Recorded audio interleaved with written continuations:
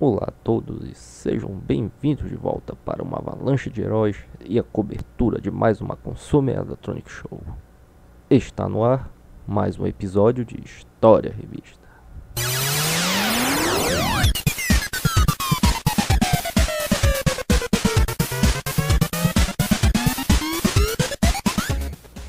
Ação Games 76, fevereiro de 1995. Superman, Batman e Wolverine mostram seus novos jogos, lançamentos que fizeram barulho na época. E dá tempo também de falar sobre a mais nova edição da feira que declarou este como o ano dos 32 bits. Primeiro, a continuação da história do 32X e seu console próprio que dispensa o Mega Drive, como falamos aqui mesmo na outra vez, foi cancelado. Ainda no departamento da Sega tem a notícia do lançamento do Sega Channel X-Band e que também conseguiram assinar o uso das estações gráficas do jogo de Donkey Kong para fazer no Mega Drive a mesma coisa. Depois tem essa lista gigantesca de jogos. A Nintendo veio com o Virtual Boy já na sua forma final e aqui já foram apontados os problemas que todo mundo confirmou quando foi lançado. Tem aqui umas palavras também sobre o uso de CDs que agora não era mais o Super Nintendo, mas provavelmente o Nintendo 64. Porém, como falamos no outro episódio, a essa altura o projeto já estava cancelado e a Sony trabalhava no PlayStation. O problema da Nintendo em usar CDs é que teriam que usar uma licença da Sony e da Philips, que são os inventores dessa mídia. Nessa época, a Sony já era uma empresa rival e em termos práticos, usar CD e DVD como mídia significa colocar a marca da Sony num videogame Nintendo. É meio que reconhecer que precisa deles para conseguir fazer o seu trabalho. O GameCube e o Wii não usam mesmo o mini DVD e DVD que conhecemos. São mídias desenvolvidas pela Panasonic que têm o mesmo tamanho e capacidade, mas são de uso exclusivo. Pode-se falar o mesmo da Sega, que já usou CDs no Saturn, mas para o Dreamcast contrataram a Yamaha para criar sua própria mídia, o GD-ROM. É o mesmo que um CD, mas tem o dobro da capacidade. O Xbox 360 usou no começo o HD DVD, um formato criado pela Toshiba. É basicamente isso mesmo, um DVD de alta capacidade. Essas foram medidas de mercado que levaram em conta a questão de fazer propaganda da empresa rival e de própria sobrevivência. Em pouco tempo, o CD e o DVD foram quebrados pela pirataria em larga escala e ninguém queria isso no seu produto. Agora vamos voltar para 1995 e os lançamentos dos próximos meses. Star Fox 2 no Super Nintendo, que traria novos veículos e um modo para 2 jogadores.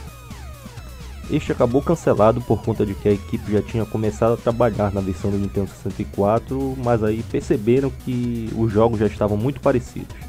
Foi aí que preferiram cancelar esse aqui para trabalhar direito no outro.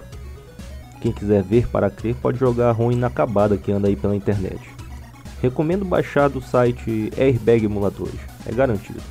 Donkey Kong Land, que fez um milagre e conseguiu colocar os gráficos do Super Nintendo no Game Boy.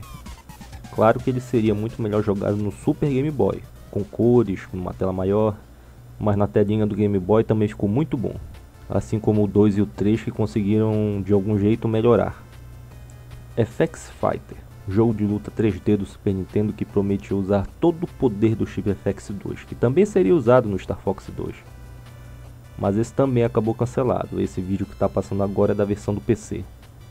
Um outro anúncio que também não vingou foi o jogo de luta do Lobo, aquele dos quadrinhos. Este seria um dos grandes lançamentos do ano, era muito esperado, mas cancelaram na última hora. Algumas publicações chegaram a testar o jogo e deram lista de golpes e fatalities, mas depois que cancelaram, nunca mais se falou. Recentemente colocaram na internet uma ROM da versão do Mega Drive por aí.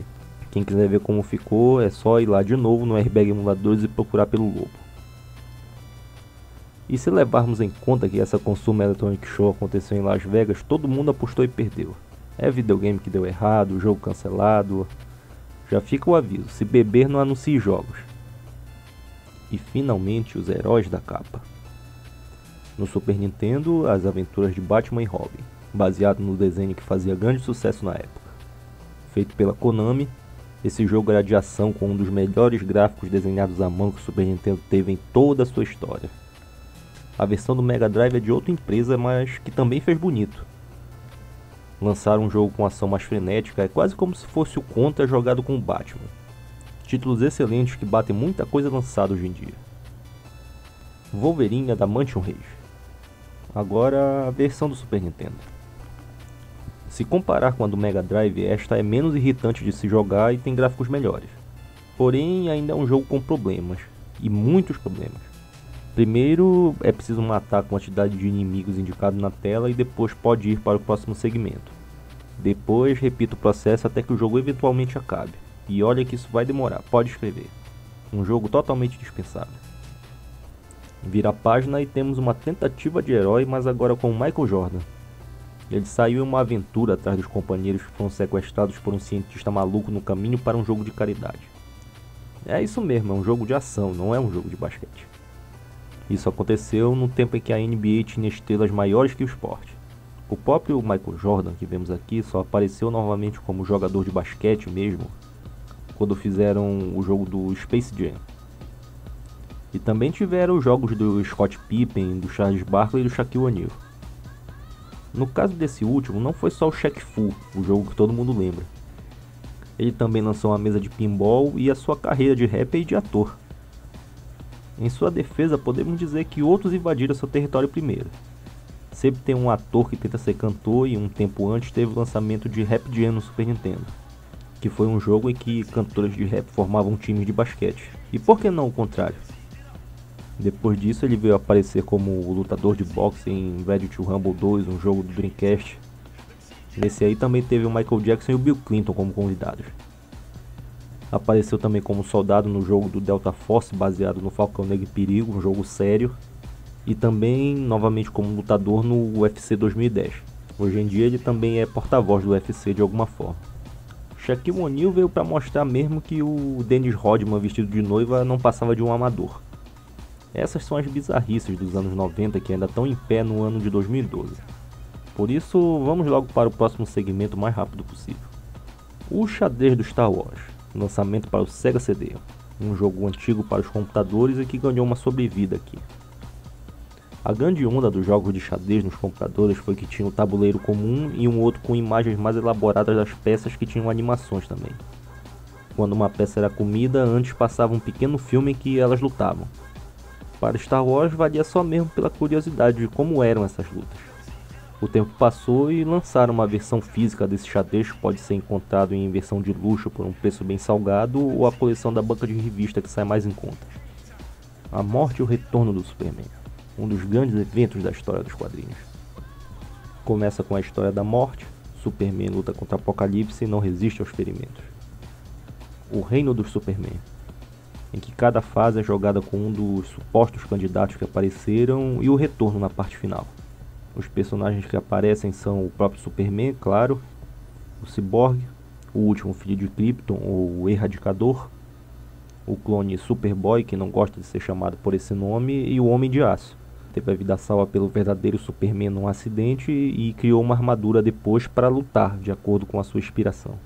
Esse jogo se trata de uma porrada de rua muito repetitivo, mas que transpira um pouco com... mas que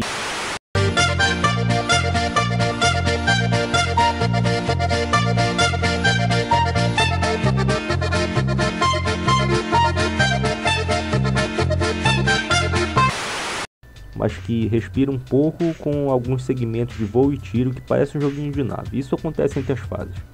Como novidade tinha o movimento de voar e também trouxe de volta o golpe de jogar um inimigo na parede.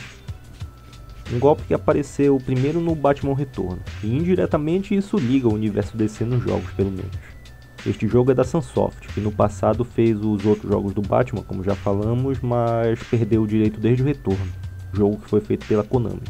Um fato bizarro sobre esse jogo foi que, quando anunciaram a produção, a Ação Games publicou uma nota sobre o assunto e na empolgação contaram sem querer toda a história do Retorno, sendo que ainda faltavam alguns meses para a história chegar aqui no Brasil. E isso passou totalmente em branco. E um fato bizarro sobre isso tudo no geral foi que, alguns anos depois, o Homem de Aço teve um filme solo. E o ator escolhido para vivê-lo nas telas foi o nosso jogador de basquete favorito, ninguém menos que Shaquille O'Neal. Na página seguinte temos mais um Homem de Aço, mas esse era fajuto.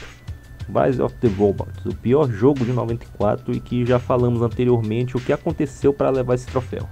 O link para o episódio está aí na descrição do vídeo, mas não clique ainda, faltam só 2 páginas para acabarmos com esse episódio, veja só. Pronto. Fico obrigado aqui a todos por sintonizarem nosso programa em mais um episódio cheio dos heróis, seja dos quadrinhos, das quadras ou do espaço. E não esqueça de nos seguir no nosso canal oficial, no Twitter e de mandar um joinha aqui no Facebook. Abraços e até a próxima. So check this out,